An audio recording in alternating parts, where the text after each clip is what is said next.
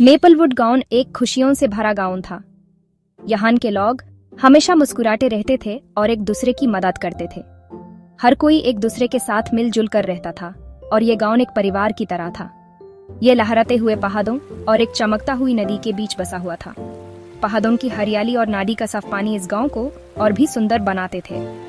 घरों को खूबसूरत रंगों से सजाया गया था। हर घर अपनी अलग पहचान रखता था और ये रंग गांव की खुशियों को और भी बढ़ा देते थे। बच्चे गलियों में खेलते हुए खिलखिला रहे थे। उनकी हंसी और खिलकुट से गांव की गलियां हमेशा जीवंत रहती थी। टोबी भी एक ऐसा ही बच्चा था जो अपनी दया और अपने प्यारे दोस्त नटमैग एक गिलहारी के लिए जाना जाता था। टोबी और नटमैग की दोस्ती सबके लिए एक मिसाल थी। नटमैग हमेशा टोबी के साथ रहती थी। उसकी झंझट वाली पूंछ एक्साइटमेंट से हिलती रहती थी। दोनों एक दूसरे के बिना अधूरे थे। टोबी को नई नई जगह एक्सप्लोर करना बहुत पसंद था। हर नए मोड़ पर उसके लिए एक नई कहानी होती थी। वो मेपलवुड गांव की हर गली और नुक्कड़ से वाकिफ था। हर गली उसके लिए एक पुरानी याद थी। यूस मिसेस स्मिथ की बेकरी से फ्रेश बेक्ड पाइस की खुशबू बहुत पसंद थी। हर सुबह उस बेकरी से आती खुशबू उसके दिन को और भी मीठा बना देती थी। यूस मिस्टर जोन्स की वर्कशॉप से आने वाली हथौड़े की आवाज भी बहुत अच्छी लगती थी। ये आवाज उसके लिए मेहनत और लगन का प्रतीक थी। सबसे ज्यादा टोबी को अपने दादाजी ग्रैंडपा जो से गांव के इतिहास के किस्से सुनना बहुत पसंद था। ग्रैंडपा जो के किस्से हमेशा रोमांचक और ज्ञान से भरे होते थे। एक धूप वाली दोपहर टोबी गांव के किनारे एक पुराने ओक के पेड़ के पास खेल रहा था। यह पेड़ उसके लिए एक अद्भुत जगह थी। यह पेड़ इतना पुराना था कि किसी को भी याद नहीं था कि यह कब से यहाँ है। इस पेड़ ने कितनी ही पीढ़ियों को देखा था। यह लंबा और मजबूत खड़ा था। इसकी शाखाएं आसमान की तरफ फैली हुई थीं, जैसे लंबे हाथ हों। यह पेड़ गांव का एक प्रतीक बन गया था। ग्रैंडपा जो अक्सर कहते थे कि इस ओक के पेड़ में ऐसी सीक्रेट्स हैं जो हवाएं फुसफुसाती हैं। ये सीक्रेट्स सिर्फ वही सुन सकते थे जो दिल से सुनते थे। टोबी और नटमैग को इस ओक के पेड़ के नीचे बैठना, पत्तों की सरसराहट और चिड़ियों की चहचहाहट सुनना बहुत पसंद था। ये उनके लिए एक शांति का कोना था। ये उनकी स्पेशल जगह थी, एक ऐसी जगह जहां वो अपने सीक्रेट्स शेयर करते थे और बड़े बड़े सपने देखते थे। यहाँ उन्हें लगता था कि वो दुनिया के सबसे खुश लोग हैं। उन्हें क्या पता था कि एक एडवेंचर उनका इंतजार कर रहा है यहाँ उनके प्यारे ओक के पेड़ के नीचे। ये एडवेंचर उनकी जिंदगी को हमेशा के लिए बदल देगा। टोबी प्यूरेन ओक के पेड़ के पास खेल रहा था जब उसकी नजर अचानक कुछ शाइनिंग ती हुई चीज पर पड़ी। उसने देखा कि पेड़ की जादुन के बीच कुछ चमक रहा था। एक चमकता हुआ तांबे का सिक्का पेड़ की जादुन के बीच छुपा हुआ था। यह सिक्का पुराना और ढाल पर गया था, लेकिन फिर भी धूप में चमक रहा था। यह पुराना और ढाल पर गया था, लेकिन फिर भी धूप में चमक रहा था। टोबी ने उसे उठाया और उस पर लगी मिट्टी को साफ किया। टोबी ने उसे उठाया और उस पर लगी मिट्टी को साफ किया। उस पर एक लिखावट थी जो डिफिकल्ट से दिखाई दे रही थी। उस पर एक लिखावट थी जो डिफिकल्ट से दिखाई दे रही थी। जहां सूरज धरती को चुमता है, खजाना सोता है। जहां सूरज धरती को चुमता है, खजाना सोता है। नटमैग टोबी के कंधे पर बैठी हुई थी, क्यूरियोसिटी से चहचहा रही थी। नटमैग टोबी के कंधे पर बैठी हुई थी, क्यूरियोसिटी से चहचहा रही थी। टोबी ने उसे सिक्का दिखाया। टोबी ने उसे सिक्का दिखाया। उन्हें पहले कभी ऐसी कोई चीज नहीं मिली थी। उन्हें पहले कभी ऐसी कोई चीज नहीं मिली थी। टोबी के सीने में एक्साइटमेंट की लहर दौड़ गई। टोबी के सीने में एक्साइटमेंट की लहर दौड़ गई। क्या ये किसी छुपे हुए खजाने का क्लू हो सकता है? जैसे ही टोबी ने सिक्का घुमाया, क्या ये किसी छुपे हुए खजाने का क्लू हो सकता है? जैसे ही टोबी ने सिक्का घुमाया, ओक के पेड़ की जादुन के नीचे से एक पार्चमेंट का टुकड़ा निकला। ये एक नक्शा था। ओक के पेड़ की जादुन के नीचे से एक पार्चमेंट का टुकड़ा निकला। यह एक नक्शा था। ये पुराना और नाजुक लग रहा था, फीकी स्याही से बना हुआ। ये पुराना और नाजुक लग रहा था, फीकी स्याही से बना हुआ।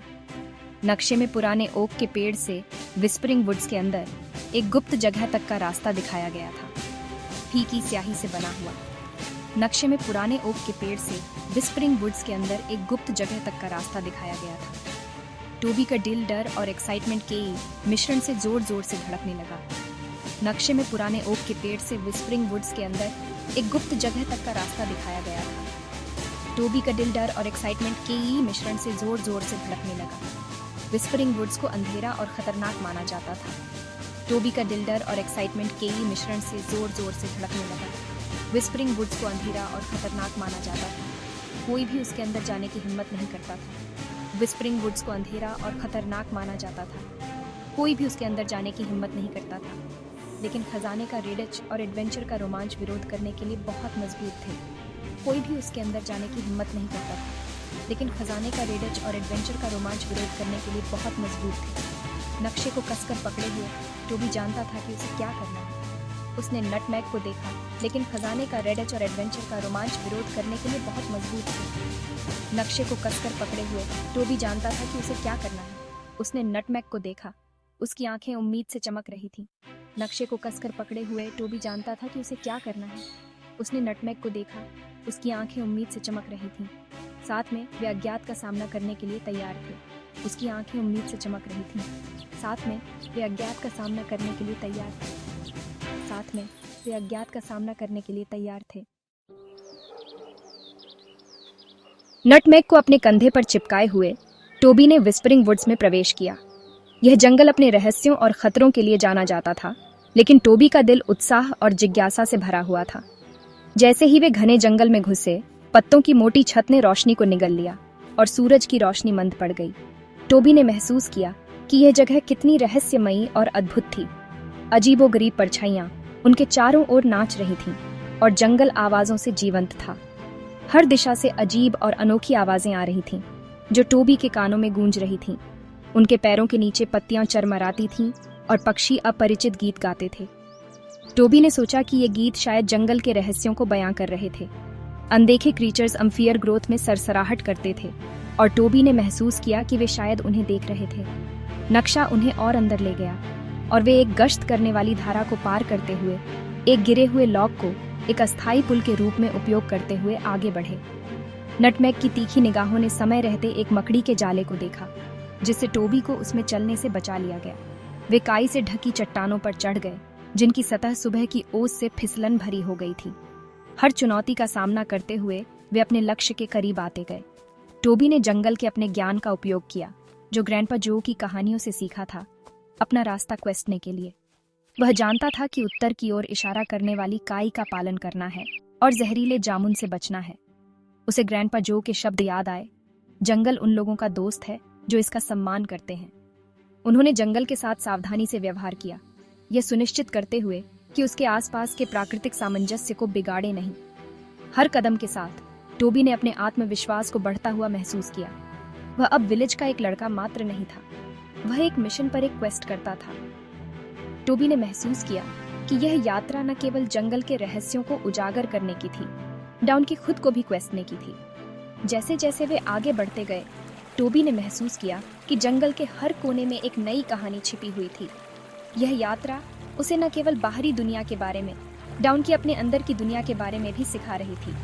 टोबी ने अपने कदमों को और भी सावधानी से रखा, यह जानते हुए कि हर कदम उसे उसके लक्ष्य के करीब ले जा रहा था। नटमैग ने भी उसकी मदद की और दोनों ने मिलकर इस अद्भुत यात्रा को जारी रखा। जंगल की हर आवाज, हर दृश्य, हर अनुभव ने टोबी को और भी मजबूत और अंडरस्टूडदार बना दिया। ये यात्रा उनके जीवन की सबसे बड़ी और सबसे महत्वपूर्ण यात्रा बन गई थी। टोबी और नटमैग ने मिलकर जंगल के हर रहस्य को सुलझाने का संकल्प लिया और इस यात्रा को एक अद्भुत और अविस्मरणीय अनुभव बना दिया। वे काई से ढकी चट्टानों पर चढ़ गए, सुबह की ओस से उनकी सतह फिसलन भरी हो गई थी। हर चुनौती का सामना करते हुए वे अपने लक्ष्य के करीब आते गए। टोबी ने जंगल के अपने ज्ञान का उपयोग किया, जो ग्रैंडपा जो की कहानियों से सीखा था, अपना रास्ता क्वेस्टने के लिए। वह जानता था कि उत्तर की ओर इशारा करने वाली काई का पालन करना है और जहरीले जामुन से बचना है। उसे ग्रैंडपा जो के शब्द याद आए, जंगल उन लोगों का दोस्त है जो इसका सम्मान करते हैं। उन्होंने जंगल के साथ सावधानी से व्यवहार किया, यह सुनिश्चित करते हुए कि उसके आसपास के प्राकृतिक सामंजस्य को बिगाड़े नहीं। हर कदम के साथ टोबी ने अपने आत्मविश्वास को बढ़ता हुआ महसूस किया। वह अब विलेज का एक लड़का मात्र नहीं था, वह एक मिशन पर एक क्वेस्ट करता था। टोबी ने महसूस किया कि यह यात्रा न केवल जंगल के रहस्यों को उजागर करने की थी, डाउन की खुद को भी क्वेस्टने की थी। जैसे जैसे वे आगे बढ़ते गए, टोबी ने महसूस किया कि जंगल के हर कोने में एक नई कहानी छिपी हुई थी। ये यात्रा उसे न केवल बाहरी दुनिया के बारे में, डाउन की अपने अंदर की दुनिया के बारे में भी सिखा रही थी। टोबी ने अपने कदमों को और भी सावधानी से रखा, यह जानते हुए कि हर कदम उसे उसके लक्ष्य के करीब ले जा रहा था। नटमैग ने भी उसकी मदद की और दोनों ने मिलकर इस अद्भुत यात्रा को जारी रखा। जंगल की हर आवाज, हर दृश्य, हर अनुभव ने टोबी को और भी मजबूत और अंडरस्टूडदार बना दिया। यह यात्रा उनके जीवन की सबसे बड़ी और सबसे महत्वपूर्ण यात्रा बन गई थी। टोबी और नटमैग ने मिलकर जंगल के हर रहस्य को सुलझाने का संकल्प लिया और इस यात्रा को एक अद्भुत और अविस्मरणीय अनुभव बना दिया। उन्होंने जंगल के साथ सावधानी से व्यवहार किया, ये सुनिश्चित करते हुए कि उसके आसपास के प्राकृतिक सामंजस्य को बिगाड़े नहीं। हर कदम के साथ टोबी ने अपने आत्मविश्वास को बढ़ता हुआ महसूस किया। वह अब विलेज का एक लड़का मात्र नहीं था, वह एक मिशन पर एक क्वेस्ट करता था। टोबी ने महसूस किया कि यह यात्रा न केवल जंगल के रहस्यों को उजागर करने की थी, डाउन की खुद को भी क्वेस्टने की थी। जैसे जैसे वे आगे बढ़ते गए, टोबी ने महसूस किया कि जंगल के हर कोने में एक नई कहानी छिपी हुई थी। यह यात्रा उसे न केवल बाहरी दुनिया के बारे में, डाउन की अपने अंदर की दुनिया के बारे में भी सिखा रही थी। टोबी ने अपने कदमों को और भी सावधानी से रखा, ये जानते हुए कि हर कदम उसे उसके लक्ष्य के करीब ले जा रहा था। नटमैग ने भी उसकी मदद की और दोनों ने मिलकर इस अद्भुत यात्रा को जारी रखा। जंगल की हर आवाज, हर दृश्य, हर अनुभव ने टोबी को और भी मजबूत और अंडरस्टूडदार बना दिया। ये यात्रा उनके जीवन की सबसे बड़ी और सबसे महत्वपूर्ण यात्रा बन गई थी। ऐसा लगा जैसे घंटों बाद पेड़ पतले होने लगे। टोबी और नटमैग सनलाइट में नहाई हुई जगह में पहुंचे। वहां ठीक बीच में एक छोटा सा लकड़ी का संदूक पड़ा था, जो ऊंची ऊंची बेलों से आधा छिपा हुआ था। यह नक्शे पर चिह्नित स्थान था। टोबी का दिल उसकी छाती में तेजी से धड़क रहा था, क्योंकि वह संदूक के पास घुटनों के बल बैठा था। लकड़ी पुरानी और जर्जर थी, लेकिन वह आसानी से खुल गई। अंदर लाल मखमल के बिस्तर पर बसे हुए शाइनिंग हुए रत्न या सोने के ढेर नहीं थे, डाउन की कुछ कहीं अधिक मूल्यवान था। वहां बड़े करियाने से बंधी हुई किताबों के ढेर और सोने के सिक्कों से भरा एक चमड़े का थैला था। शीर्ष पर एक छोटा सा लुढ़का हुआ चर्मपत्र था, जो एक रिबन से बंधा हुआ था। टोबी ने सावधानी से रिबन को खोला और चर्मपत्र को खोला। सुंदर लिखावट में यह लिखा था, सच्चा खजाना संपत्ति की प्रचुरता में नहीं, डाउन की ज्ञान की समृद्धि और साझा करने की भावना में निहित है। टोबी अपनी एड़ियों के बल पीछे की ओर बैठ गया, उन वर्ड्सों के भार को अपने अंदर समाता हुआ। उसने महसूस किया कि असली धन केवल सोने से नहीं मापा जाता है, डाउन की इसे बुद्धिमानी से उपयोग करने की अंडरस्टूडदारी से मापा जाता है। वह समझ गया कि असली खजाना किताबों में निहित ज्ञान और अपने सौभाग्य को दूसरों के साथ साझा करने की खुशी में थी।